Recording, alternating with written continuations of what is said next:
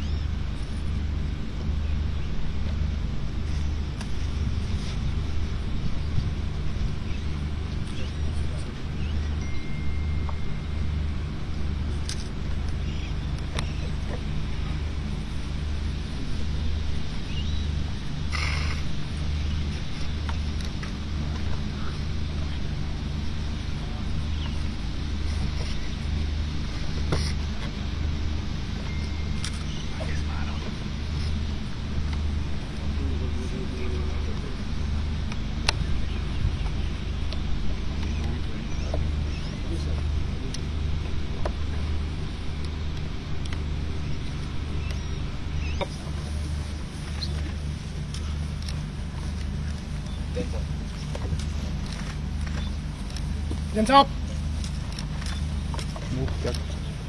Hands up. Hands up.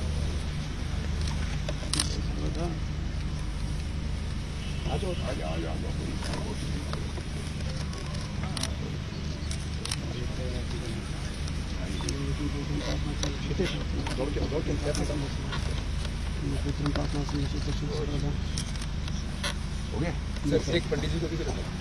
अच्छा पंडित जी संयुक्तनिकं पवित्रं पापनाशं संरक्षित संयुक्तनिकं पवित्रं पापनाशं संरक्षित सर्वदा।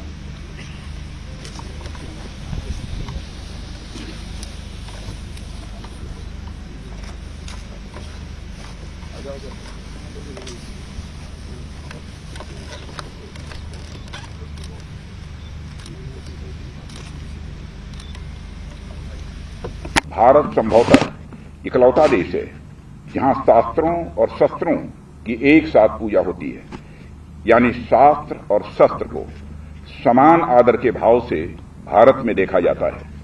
आम तौर पर तो देखने में किसी को यह लग सकता है कि लोहे लकड़ी की बनी चीजों की पूजा अर्चना का क्या औचित्य है, निर्जीव वस्तुओं को इतना सम्मान देने का क्या औचित्य है, पर वास्तव में यह हमारी उस विशाल और महान सांस्कृतिक परंपरा का प्रतीक है जिसमें हम किसी भी वस्तु का उपयोग करने के पहले और बाद में उसके प्रति कृतज्ञता ज्ञापित करते हैं। साथियों, केवल अस्त्र शस्त्र ही नहीं बल्कि प्रत्येक वह वस्तु जो हमारे जीवन को सुगम बनाती है, हमारी परंपरा में उसकी पूजा अर्चना की जाती है। आप लोगों ने देखा होगा कि देश के अलग अलग हिस्से में अलग अलग प्रोफेशन के लोग किसी न किसी दिन अपने प्रोफेशन से संबंधित यंत्रों की और वस्तुओं की पूजा करते हैं। दीपावली और बसंत पंचमी को विद्यार्थी कलम, दावात और अपने पुस्तकों की पूजा करते हैं। म्यूजिशियन अपने तरह तरह के वाद्य यंत्रों की भी पूजा करते हैं। लोहे और सोने के व्यवसाय से जुड़े लोग अपने व्यवसाय से संबंधित यंत्रों की भी पूजा करते हैं। साथियों, हम में से अधिकांश लोग किसान परिवार से ताल्लुक रखते हैं। हमारे यहां हंसिया, दांती, फावड़े, कुदाल और अब ट्रैक्टर आदि यंत्रों और मशीनों की पूजा होती है। आप में से जो लोग महाराष्ट्र गए होंगे उन्होंने देखा होगा कि सितंबर माह में वहां के किसान पोला नामक उत्सव मनाते हैं, जो उनके बैलों के सम्मान में यह आयोजित किया जाता है। उस दिन पूरे प्रदेश के किसान अपने बैलों को सजा धजाकर उन्हें एक आयोजन स्थल पर ले जाते हैं, उनकी पूजा करते हैं और उनके प्रति आभार व्यक्त करते हैं।